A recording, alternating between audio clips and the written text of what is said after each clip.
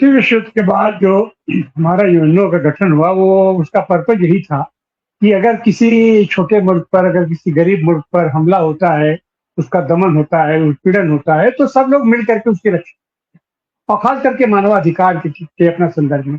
लेकिन फिलहाल वो सारी चीजें गौण हो गई हैं। अमेरिका का जिस तरीके से वर्चस्व बढ़ रहा है, और उसके जो ये इसराइल उसके साथ खड़ा है, और इसराइल अमेरिका दोनों लेकर के पूरी दुनिया के पैमाने पर मानवाधिकार का लगातार हनन और उल्लंघन कर रहे हैं। या तो किसी भी कोर्ट का, और सबसे बड़ी चीज है कि कानून तो आप बना देंगे, और बना दिए तो, लेकिन वो उस कानूनों को पालन कौन करवाएगा? और जो आदमी नहीं पालन कर रहा है, तो उसके ऊपर फैसले कौन देगा? तो ये सारी ये संस्थाएं डिफंक्ट हो गई हैं। हमारी विधायिका भी डिफंक्ट हो गई है, कार्यपालिका भी डिफंक्ट हो गई, न्यायपालिका डिफंक्ट हो गई है। और एक तरीके से अमेरिका और इसराइल का बर्बर अत्याचार, या यूं कहीं कि उनके एकाधिकार में इसमें पूरी दुनिया फंस गई है। ईरान ने वो थोड़ा सा, और ईरान के ऊपर जाहिर बात है कि जो भी अपना हमला हुआ है, ये अपने फिलिस्तीन के ऊपर इतना बर्बर हमला हुआ, इतनी सारी चीजों को देखते हुए पूरी दुनिया उसको समझ रही है। दुनिया के देशों में सड़कों पर जनता उतर रही है, भारत में भी जनता उतर रही है, लेकिन ये सरकारें किस दबाव में कैसे होकर के अपना कोई निर्णय नहीं कर पा रही है। और खास करके उसमें सबसे दुखद स्थिति तो भारत की है, कि जो भारत ये गुटनिरपेक्ष देशों का पूरा अपना नेता हुआ करता था, और इससे बहुत बड़ी उम्मीद होती थी कि ये कम से कम खड़ा होगा अपना मानवाधिकार को लेकर के। लेकिन यहाँ पर भी जो पिछले दिनों कारपोरेटीकरण अपना हुआ है, और ये दोहरा चरित्र सामने निकल के आया है कि ये सरकार अपने आप को हाथ पर अपना हाथ तोड़ के पीछे खड़ी जाती है, और उनके प्राइवेट संस्थाएं अपना कारपोरेट पूरा काम करता रहता है। तो सवाल यह है कि दमन तो हो रहा है मानवाधिकार का, और इस तरीके का बर्बर अत्याचार दुनिया की आंखों के सामने, दुनिया के सामने हो रहा है। उस पर भी अगर दुनिया की आंखें नहीं खुल रही हैं और सरकारें नहीं इकट्ठा हो रही हैं, तो उस यूएनओ का, उस सारी संस्थाओं का क्या मतलब बनता है? और इसमें फिलहाल जो स्थितियां परिस्थितियां बन रही हैं, ये तो बहुत ही दयनीय है, और बहुत ही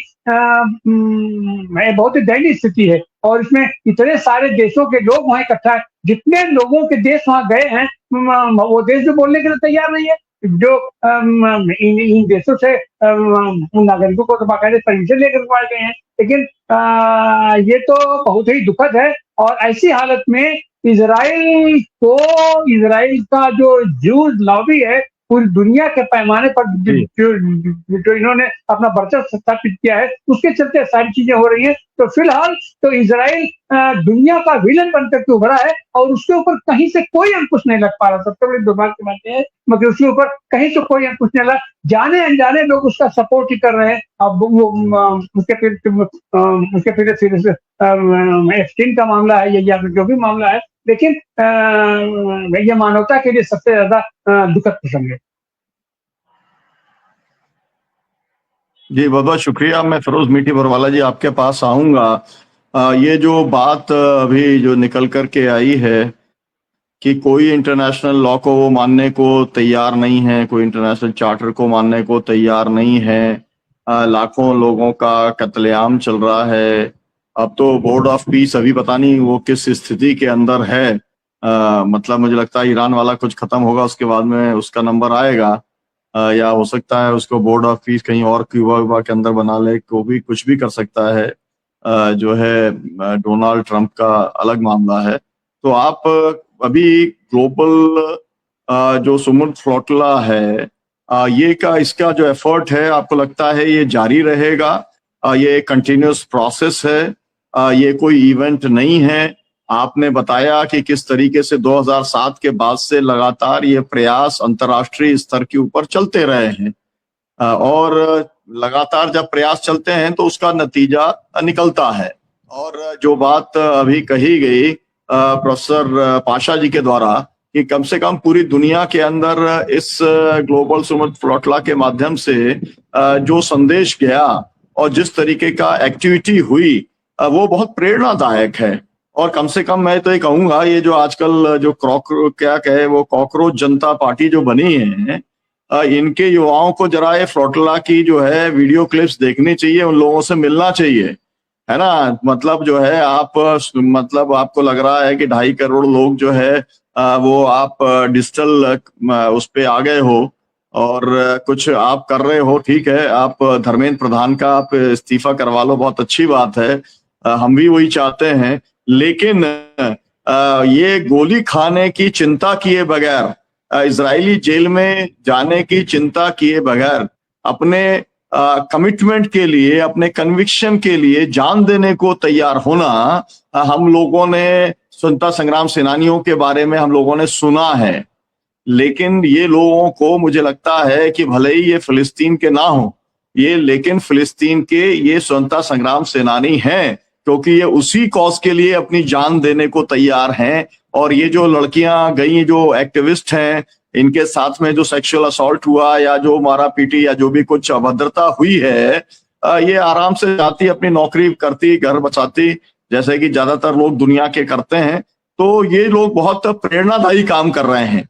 तो ये इस प्रोसेस को और आगे ले जाना भी बहुत जरूरी है। हम ये भी कहना चाहते हैं, भारत के अंदर भी ये प्रयास होना चाहिए, एशियाई देशों में भी प्रयास होना चाहिए, लेकिन ये ग्लोबल लेवल के ऊपर ये प्रयास अभी जो कुछ चल रहा है, अभी तो स्पेन के अंदर ही बहुत ज्यादा जो है, जिस तरीके से हमने देखे फुटेज की बहुत बर्बरता की गई, हमें आइडिया ही नहीं था कि लीबिया से लोग निकलेंगे और वहां पर जो है फायरिंग करने का काम होगा उनके नाव के ऊपर, वो भी हम लोगों ने देखा है। तो आप क्या कहना चाहेंगे अभी?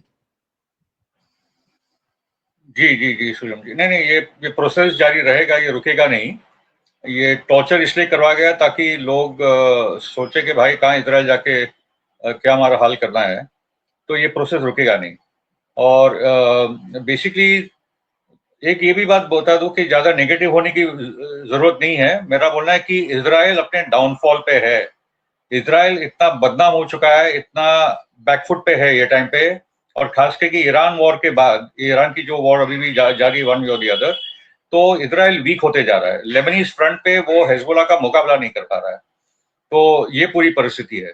और ये 3 साल पहले आप बोलोगे कि अमेरिका के अंदर इजराइल का इतना नेगेटिव इमेज बनेगा, तो किसी को दिख नहीं रहा था। तो ये 7 अक्टूबर के बाद जो दुनिया तेजी से बदली है, और लोगों का बहुत पहले से प्रयास है, वो लोग बोलते रहे कि इजरायली सोसाइटी एक साइकोटिक नाजी सोसाइटी बन चुकी है, लोग समझ नहीं पा रहे थे, मगर 3 साल के अंदर ये चीजें बहुत ही सिद्ध हुई है। तो इजराइल अंदर से भी कोलैप्स हो रहा है, बाहर से वो मिलिट्री रूप से ईरान के सामने हार रहा है, लेबनान फ्रंट पे भी बहुत बड़ा मसला है उसके लिए। और गाजा इतना सब सहन करने के बाद भी कभी उसने सरेंडर नहीं किया, हमास और ये दोस्तों ने। खाली इतना बता दूं कि पहले ये जो पूरा ये जो टॉर्चर जो हुआ है उसका भी हम लोग डिटेल समझ ले, क्योंकि हमारे जैसे कार्यकर्ताओं ने उसको सहा है। एक तो क्या किया कि इन्होंने शिप्स पे से जिनको जो पकड़ा है, पहले ही उनको हाथ से इतना जकड़ा है पीछे से कि वहां से खून निकल रहे थे। वो जो प्लास्टिक का जो टेप लगाते हैं, वायर लगाते हैं, उसके बाद उनको नील करने के लिए लगा दिया। और अपने मतलब जो मुसलमान जो नमाज पढ़ते हैं और अपना सिर नीचे झुकाते हैं, उसी लेवल से पीछे हाथ बंधे और आप सबको झुका दिया, लोगों को घंटों घंटों तक। अगर आपने हिलने की जरूरत की तो आपको बाद में आके और भी मारा पीटाया लोगों ने। तीसरा उन्होंने किया कि कुछ लोग ज्यादा करके कुछ 420 लोगों को पकड़ा था। ये जिन जहाजों को इनको लेके गए, वहां कंटेनर होते थे, कंटेनर, काले कंटेनर, कोई लाइट नहीं, उनमें उसको डाला गया, आंखों पे पट्टी बांधी हुई। उसके बाद 4-5 लोग आते थे, आपको मारते थे। और मैं अभी क्योंकि समय कम है, मगर 5 औरतों का मैं आपको ये टेस्टिमनी दे सकता हूँ, जहाँ उन्होंने कहा कि उनके साथ क्या क्या हुआ। एक तो मिया हुआ ली है स्पेन की, इलिया मोनेस्को इटली की है, मिरियम हज्जाज है फ्रांस की, सबरीना क्लार्क है फ्रांस की, और एलिना रॉसी इटली की। ये 5 औरतों ने कहा कि हमारे साथ क्या क्या सुलूक किया गया है, सेक्सुअल हैरेसमेंट, मतलब उनके कपड़े निकालना, उनके हाथ, उनके बदन पर जो जो करते फिर लोग, ओके। और मर्द के साथ भी उन्होंने पिछवाड़े में बंदूकें और जो बेटन होता है जिससे या मारते, जो लोखंड के या वुडन डंडे होते, वो भी पीछे के साइड पे उन्होंने डाला। ये किस्म की चीजें हुई है। इलेक्ट्रिक टेसर गन से उनको इलेक्ट्रिक शॉक दिए गए हैं, काफी लोग के वर्टिब्रे अपना स्पाइनल कॉर्ड का भी फ्रैक्चर हुआ है, रिब्स तोड़े गए हैं। तो इतना अत्याचार हुआ है ये कार्यकर्ताओं के साथ, ओके। और इन देशों के कंट्रीज ने बोला है, ऐसा नहीं कि चुप बैठे लोग, सभी के एम्बेसडर्स को बुलाया गया, स्पेन, फ्रांस, इटली, जर्मनी तक ने भी बुलाया, ओके। और एक अनाउंसमेंट हो चुकी है कि बेनगवीर, वैसे भी इंटरनेशनल क्रिमिनल कोर्ट में नेतन्याहू के साथ बेनगवीर और स्मोट्रिच को वॉर क्रिमिनल करके घोषित किया गया है, और क्लियर कट पोजीशन है कि बेनगवीर कहीं भी यूरोपियन देश में भी नहीं आ पाएगा। तो इंटरनेशनल कम्युनिटी पोजीशन ले रही है, इंटरनेशनल कम्युनिटी मेरा बोलना है यूरोप को, ठीक है, क्योंकि मामला तो यूरोप और का ही ज्यादा फंसा पड़ा है। तो इजराइल इतना पगला चुका है कि वो और बर्बरता करके जा रहा है, ठीक है। रोनाल्ड लाउडर जो एक जूइश अमेरिकन कांग्रेस के एक बहुत बड़े व्यक्ति है, जिसका भी सन इन लॉ फेडरल रिजर्व का चीफ बना है, वो भी सब यहूदी लॉबी के लोग हैं। उन्होंने कहा कि हम लोगों ने $600 बिलियन पिछले 3 सालों में, 2.5 सालों में खर्चे किए हैं, मगर हमारी इमेज अच्छी बन नहीं पा रही। $600 बिलियन, टीवी चैनल्स को खरीद लिया, टिकटॉक को खरीद लिया, क्या क्या नहीं किया लोगों ने, CBS न्यूज को खरीद लिया, CNN पे भी अभी अंकुश लाने की कोशिश चल रही है, वहां भी एक्चुअली खरीद लिया है। ये सब टीवी चैनल्स, पेपर्स को खरीद रहे हैं, मगर सोशल मीडिया के कारण कोई रुकावट नहीं आ रही है। और इसके पहले जो निकोलस क्रिस्टोफ का आर्टिकल आ गया है न्यूयॉर्क टाइम्स में, जो Nicholas Kristof pro Israeli conservative है, उसने खुद कहा कि पैलेस्टीनियंस का बलात्कार इजरायली आर्मी ने किया है पैलेस्टाइन में, वेस्ट बैंक और गाजा में। इतना बड़ा प्रॉब्लम हो गया। नेतन्याहू उसका एंटीसेमेटिक बोला, मैं तुम पे केसेस करूंगा। न्यूयॉर्क टाइम्स ने बोला हम इसके ये रिपोर्ट से पीछे नहीं हटेंगे। तो जगह जगह पर इजराइल आज इतनी नेगेटिव इमेज है कि दुनिया में इतनी नेगेटिव इमेज किसी की बनी नहीं। और इजराइल ने अपनी काबिलियत के कारण वो टाइटल, मतलब they deserve that title of the most hated nation in the world. North Korea को टारगेट किया, ईरान को टारगेट किया, अलग अलग देश को लोग टारगेट करते हैं मोस्ट हेटेड, मगर वो पूरा प्रोपेगेंडा होता है। मगर इजराइल के तो करतूत सबको पूरे सामने दिख रहे हैं। तो मेरा बोलना है कि इसी किस्म के प्रयास हमारे देश में पूरे दुनिया में चलते रहे। ईरान अपना काम कर रहा है, हिजबुल अपना काम कर रहा है, हमास अपना काम कर रहा है, अमेरिका के अंदर पीपल्स मूवमेंट अपना बहुत बड़ा काम करी। वो सब प्रयासों के एक क्यूमुलेटिव एफर्ट के कारण इजराइल का नाश, सर्वनाश, क्योंकि वो लोग, प्रॉब्लम क्या है सुलम जी, वो अपने आप को इतना सर्वश्रेष्ठ मानते हैं कि इनके लिए इंटरनेशनल लॉ वगैरह उनके कोई लागू नहीं होता। हम मानव है, तुम तो कोई मानव नहीं हो, तुम लोग जानवर हो, तो तुम लोग को जानवरों की तरफ से हम लोग को ट्रीट करना है। ये क्लियर कट टालमुडिक अंडरस्टैंडिंग है जूडाइज्म का। यही कारण है कि बेनगवीर और स्मोट्रिच और नेतन्याहू इंक्लूडेड इस किस्म का रवैया लोगों के साथ करते हैं। तो heads off to, congratulations to all the people on the flotilla. I think Bharat की तरफ से अगली बार और भी बड़ा प्रयास हम लोग को बहुत पहले करना होगा, और उसके साथ देखेंगे कि क्या होता है कि ये पूरे, अगर ये फ्लोटिला का प्रयास आगे बढ़ेगा, ये रुकेगा। जी, बहुत बहुत आपका शुक्रिया। ग्लोबल समुद्र फ्लोटिला के अंदर जो भी एक्टिविस्ट गए, हम उनको सलाम करते हैं, उनकी बहादुरी को सलाम करते हैं, और हम ये मानते हैं कि पूरी दुनिया के अंदर मानव अधिकारों में विश्वास रखने वाले जो युवा हैं, लोकतंत्र और स्वतंत्रता में विश्वास रखने वाले जो युवा हैं, वो उनसे प्रेरणा लेंगे। और जैसा अभी हमारे पैनलिस्टों ने बताया कि ये जो मुहिम है, ये जो अभियान है, ये जब तक फिलिस्तीन आजाद नहीं हो जाता तब तक ये रुकने वाला नहीं है। बहुत बहुत शुक्रिया, बहुत बहुत धन्यवाद। दर्शकों से अपील कि वे इसे शेयर करें, ताकि इस तरीके के कोई भी चैनल इस तरीके को बताने को तैयार नहीं है, बात करने को तैयार नहीं है। फिलिस्तीन के बारे में वैसे भी भारत में बात करना बहुत कठिन है।